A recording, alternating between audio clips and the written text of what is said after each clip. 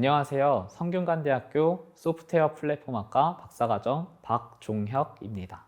먼저 원우분들께 제 대학원 생활의 경험을 바탕으로 조금이라도 도움을 드릴 수 있는 기회를 주셔서 정말 감사드리고, 저 또한 발표를 준비하면서 제 대학원 생활을 되돌아볼 수 있었던 소중한 시간이었습니다. 원우분들에게 조금이라도 도움이 되고 유익한 시간이 될 수 있도록 희망하며 발표 시작하도록 하겠습니다. 발표는 다음과 같은 목차로 이루어져 있습니다.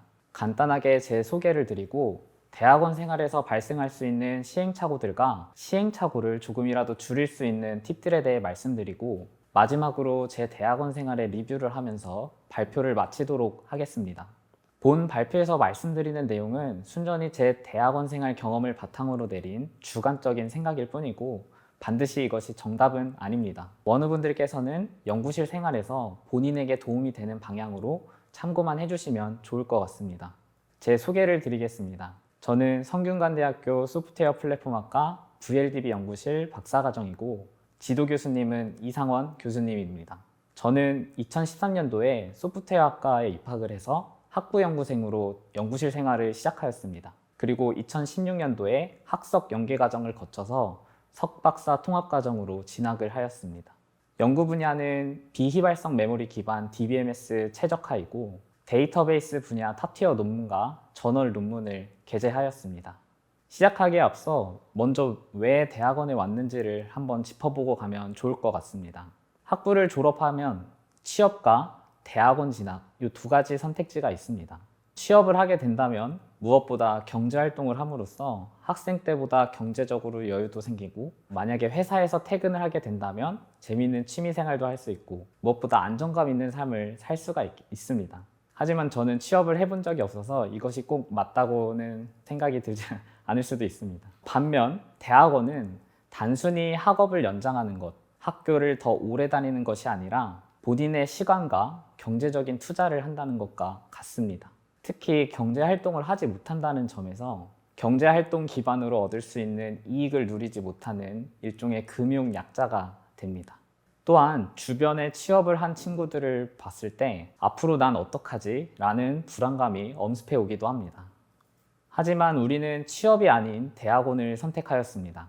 제가 생각했을 때 대학원을 선택하는 주된 이유는 먼저 학위가 주어진다는 점, 그리고 단순 지식 습득이 아니라 문제를 스스로 정의하고 논리적으로 해결해 나가는 연구하는 방법을 배울 수 있다는 점, 마지막으로 타이밍입니다.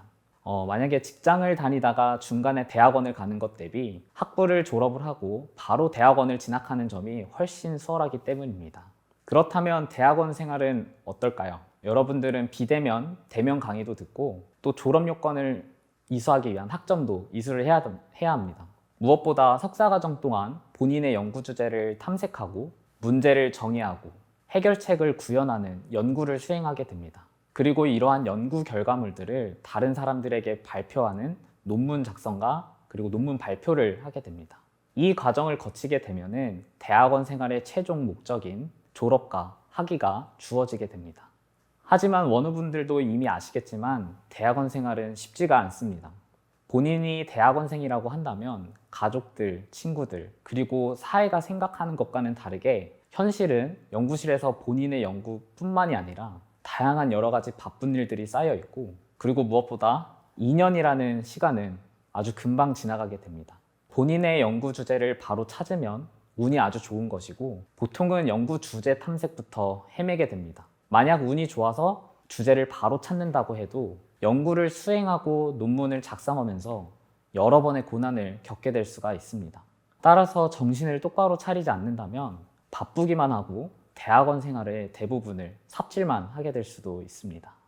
이런 최악의 상황을 막기 위해서 이번 발표에서는 대학원 생활에서 발생할 수 있는 시행착오를 어떻게 줄일 수 있는지에 대해 말씀드리고, 경험을 바탕으로 몇 가지 팁을 공유 드리려고 합니다. 대학원 생활을 크게 봤을 때 연구 주제 선정, 연구, 논문 작성, 그리고 논문 발표로 볼 수가 있습니다. 저희 지도 교수님께서도 자주 하시는 말씀이기도 한데, 저희의 경쟁자인 해외 대학에 있는 연구자들은 모국어가 영어인 분들이 대부분이기 때문에 저희보다 높은 확률로 논문 작성과 발표를 훨씬 더 수월하게 수행할 수 있습니다.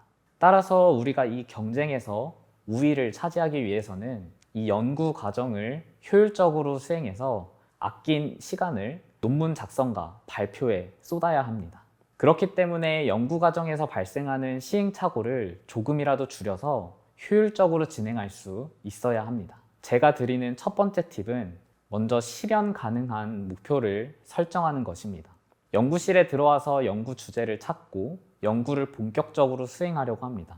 이에 앞서 해당 연구 주제와 관련된 우수 학술대의 목록을 파악하고 해당 학회에 논문을 제출하는 것을 목표로 하였습니다. 그런 다음 앞으로의 목표를 단순히 해당 학회 논문 제출하기라고 막연하게 설정해 버린다면 아마도 높은 확률로 해당 학회의 논문을 제출하지 못하거나 만약에 제출한다고 해도 게재가 되지 않을 것입니다. 구체적이지 않고 막연하게 목표를 설정하게 된다면 이러한 목표 설정은 도움이 된다기보다는 오히려 스트레스와 좌절감을 주는 악영향만 줍니다. 제가 제안하는 방법은 단계별로 성취가 가능한 목표를 설정하는 것입니다. 이러한 목표들을 데일리로 투두 리스트로 관리를 하게 된다면 연구실에서 일을 할 때 효율적으로 시간 관리를 할 수가 있고 바쁜 일들이 쌓여 있을 때 우선순위를 쉽게 파악해서 처리를 할 수 있습니다. 특히 본인이 설정한 투두 리스트에 대해서 피드백을 잘 정리한다면 해당 피드백들은 나중에 논문을 작성할 때 아주 큰 도움이 됩니다. 예를 들어 구현 설계하는 경우 해당 피드백들만 잘 정리만 해도 대략적으로라도 논문에서 제안하는 해결책에 대한 설명을 쉽게 할 수가 있습니다. 두 번째 팁은 연구실에 들어왔을 때 어떤 연구를 수행해야 할지, 어떤 학술 대회가 있는지 등 연구 활동의 전반적인 면에서 혼자만 고민하지 말고 연구실 선배나 동료 그리고 지도 교수님들과 상의를 하는 것입니다. 특히 지도 교수님과 연구실 선배들은 본인이 속한 연구실에서 실제로 어떤 연구를 수행하고 있는지, 해당 분야에 대해서는 어떤 관점으로 문제를 해결하려고 있는지에 대해서 아주 잘 설명해 주실 수 있습니다. 연구를 수행할 때 너무 혼자만 고민하려고 하기보다는 주변의 도움을 받는 것도 정말 중요합니다. 다만 스스로 노력하지 않고 맹목적으로 도움을 요청하는 것은 서로에게도 좋지 않습니다. 본인이 막힌 문제에 대해서 어디까지 생각하고 어디까지 찾아봤는데 해결하지 못했다라는 방식으로 질문을 한다면 도움을 주는 상대방도 더욱 쉽게 도움을 줄 수 있을 것입니다. 다음은 논문을 많이 그리고 잘 읽는 것입니다. 어떻게 하면 논문을 잘 쓸까라는 고민은 대학원생들이 항상 하는 고민입니다. 이런 질문을 했을 때 돌아오는 대답은 대부분 논문을 많이 읽는 것입니다. 본인의 연구 주제와 관련된 최우수 학술대에 게재된 논문을 위주로 읽는 것을 추천드립니다. 높은 수준의 논문을 읽게 된다면 연구에서 문제를 정의하고 해결책을 제안하는 논리적 흐름을 어떻게 전개해야 하는지를 배울 수 있습니다. 그리고 논문에서 제안하는 바를 어떤 방식으로 독자에게 설득시키는지, 실험 결과를 어떻게 시각적으로 효과적으로 보여주는지 등에 대해서도 배울 수 있습니다. 특히 논문을 읽을 때는 단순히 글자를 읽는 것, 지식을 습득하는 것보다는 논문을 작성한 저자와 대화하는 방식으로 비판적인 자세로 읽어야 합니다.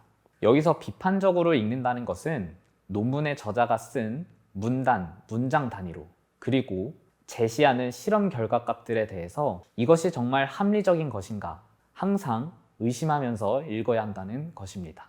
또한 부가적으로 해당 학술대의 논문들을 많이 읽으면서 본인의 연구 주제의 경향성을 파악하고 학술대회마다 갖고 있는 일종의 스타일을 파악하시면 더욱 좋습니다. 세 번째 팁은 워크라이프 밸런스입니다. 매일매일 연구실에서 주 7일 연구만 수행하는 경우 매 시간 동일한 집중력과 효율을 유지하는 기란 쉽지가 않습니다. 어느샌가 보면 집중력을 잃고 유튜브나 SNS 그리고 심지어는 한 판만 하겠다던 게임을 계속하게 될 수도 있습니다. 예를 들어 프로그램을 구현하는데 문제가 생겨서 디버깅 중인 경우 계속 문제를 붙잡고 있다가 해결되는 경우도 있지만 한 템포 쉬었다가 리프레시를 한 다음 다시 보면 해결되는 경우도 종종 있습니다. 그리고 논문 작성에 있어서도 계속 본인이 작성하고 있는 논문만 몰두해서 보게 된다면 본인이 놓치고 있던 실수, 논리적 결함을 잡을 수 없기 때문에 한 템포 쉬었다가 다시 연구에 집중하는 시간도 반드시 필요합니다. 워크라이프 밸런스도 중요하지만 더욱 중요한 것은 본인이 목표로 한 데드라인은 반드시 지킬 수 있도록 해야 합니다. 그렇게 하기 위해서는 효율적으로 시간 관리를 해야 하는데 앞서 말씀드린 투두리스트로 관리를 하게 된다면 훨씬 수월할 것입니다. 마지막으로 가장 중요한 점인 건강 관리입니다. 여기서 건강은 육체적 건강뿐만 아니라 정신적 건강도 포함됩니다. 주기적으로 헬스 같은 운동을 하는 것도 좋고 특히 연구실 생활에서 멘탈이 흔들릴 때는 반드시 주변의 도움을 받는 것을 추천드립니다. 우리 학교 교수님들, 연구실 선배들은 아마도 원우분들이 하고 있는 고민들을 이미 해봤을 것이고 또한 어떤 방식으로 해결했는지에 대해서 좋은 충고를 해주실 것입니다. 따라서 본인의 건강관리를 위해서는 주저하지 말고 도움을 요청하는 것이 가장 좋습니다. 네 번째 팁은 정확하고 명확한 의사소통입니다. 연구실에서는 크게 지도교수님과 의사소통을 하는 경우도 있고 연구실 선배, 동료들과 의사소통을 하는 경우가 있습니다. 대부분의 연구실에서는 지도교수님께서 여러 가지 프로젝트들을 동시에 진행하고 계십니다. 원우분들 뿐만 아니라 연구실에 있는 다른 동료들의 연구도 동시에 지도를 해주고 계십니다.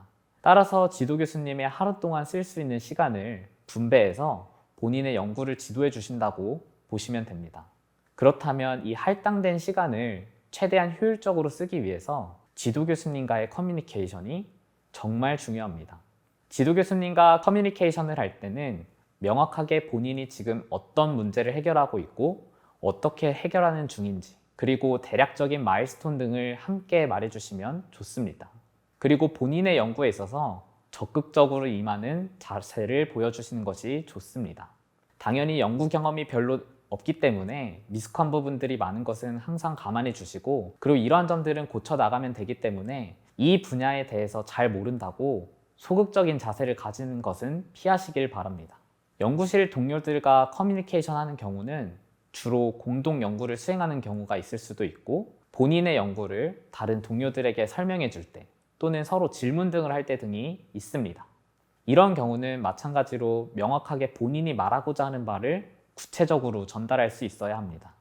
특히 본인이 하고 있는 연구의 경우 본인은 해당 문제에 대한 배경 지식이 상대방보다 더 많기 때문에 해당 분야에 대해 서로 이해도가 다르다는 점은 반드시 인지하고 있어야 합니다. 따라서 본인을 기준으로 생각하지 말고 상대방도 쉽게 이해할 수 있도록 설명할 수 있으면 더욱 좋습니다. 그리고 가장 중요한 것은 연구실 선배 동료분들께 잘 대해주시는 것이 가장 좋습니다. 다섯 번째 팁은 기록과 문서화입니다. 연구 수행 과정에 있었던 모든 일들을 최대한 세세하게 기록으로 남겨두면 좋습니다.